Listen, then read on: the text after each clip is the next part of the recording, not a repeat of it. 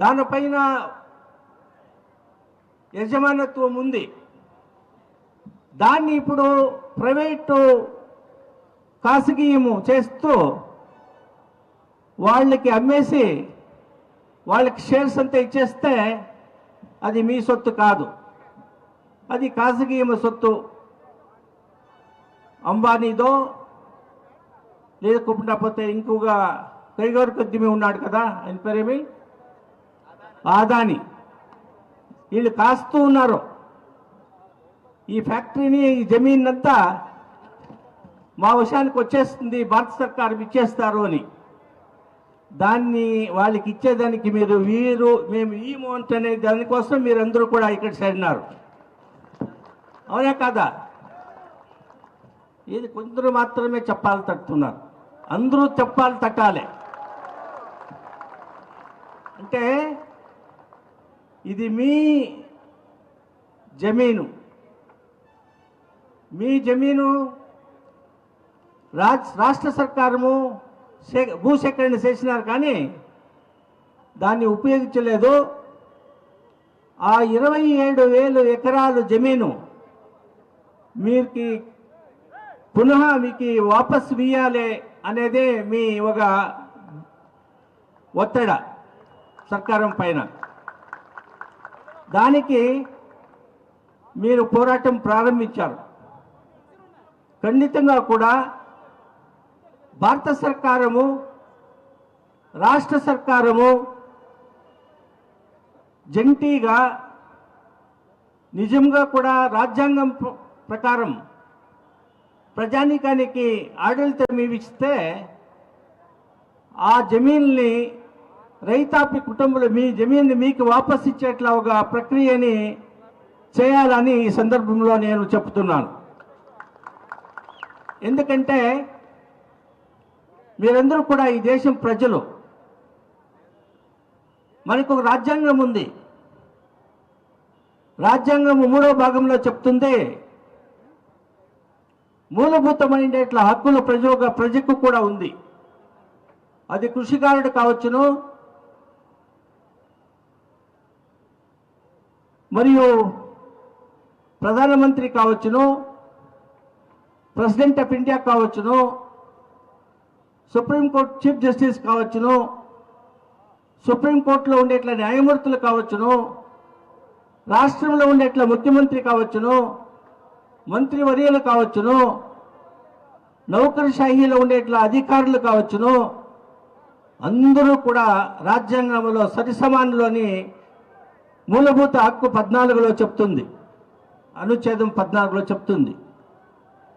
కాబట్టి మీ జమీన్ని భూసేకరణ చేసి మీకు భూమి లేకుండా, ఉద్యోగాలు లేకుండా మీరు జీవించేది ఎలాగా?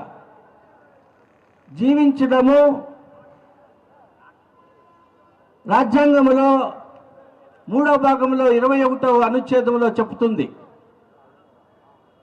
జీవించే హక్కు మూలభూతమైన హక్కుని సంవిధానంలో, రాజ్యాంగంలో చెప్తుంది. మనకు డాక్టర్ అంబేద్కర్ గారు ఇచ్చినారు కదా, రాసి పెట్టినారు కదా, దాంట్లో చెప్తుంది. అంటే భూమి లేకుండా, ఉద్యోగం లేకుండా ఎలా మీరు జీవించగలరు? అంటే మీరు జీవించేది మీ హక్కు, మూలభూతమైన హక్కు. మీరు ఉపాసం ఉండి పొస్తుండి సచ్చేదానికి చట్టాల్లో కాలావకాశం లేదు. కాబట్టి భారత సర్కారము మరియు రాష్ట్ర సర్కారము జవాబుదారీ ప్రజల్ని కాపాడేట్లా, ఒక సంవిధానబద్ధమైనట్లా జవాబుదారీ భారత సర్కారము రాష్ట్ర సర్కారానికి ఉంది. కాబట్టి నగ్న సత్యాల్ని తెలుసుకొని 27,000 ఎకరాలు 1972 ఇస్వీ ఇంకా 2026 ఇస్వీ వరకు బీడు పడింది. అది ఉపయోగించలేదు, రైతులు కృషి చేసేదానికి వీల్లేదు.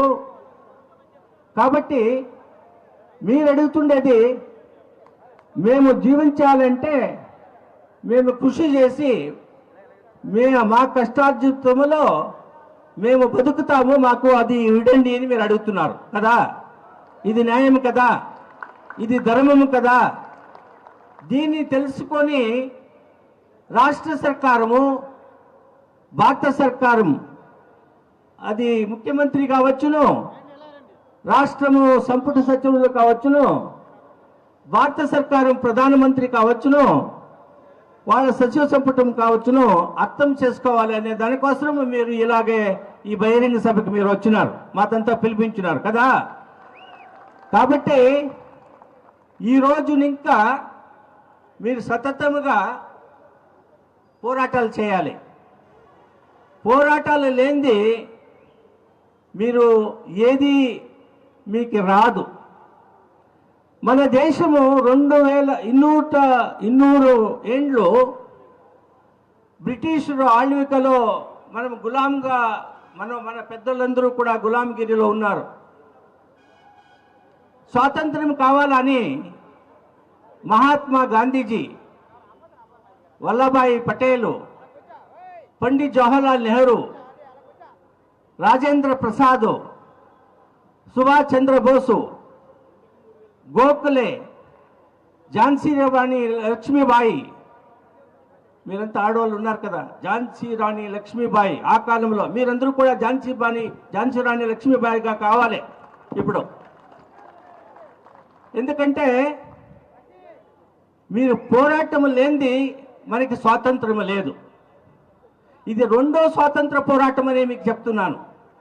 అంటే రెండో స్వాతంత్ర పోరాటం ఎందుకంటే మేము కష్టజీవులు, మా జమీన్లు మీరు తీసుకో ఉన్నారు, దాన్ని ఉపయోగించలేదు, మేము జీవించాలి, జీవించేది మాకు మూలభూతమైన ఎట్లా ఒక హక్కు రాజ్యాంగంలో. కాబట్టి మీరు రాష్ట్ర సర్కారాన్ని, భారతీయ సర్కారాన్ని ఒత్తిడి చేస్తున్నారు, మా జమీన్లు మాకు వీయండి.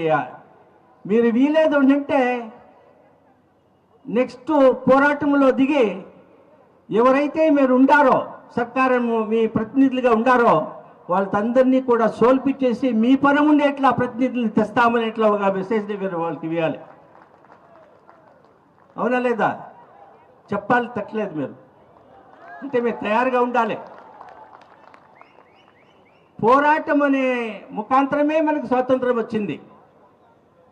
మరి మీరు ఈ సభకి వచ్చినారు, మాజీ న్యాయమూర్తి, మాజీ మంత్రివర్యులు, అధికారులు, డీజీపీ మరియు జనాల నాయకులంతా ఇక్కడ కుక్కో ఉన్నారు, మాట్లాడినారు, వెళ్ళిపోయినారు.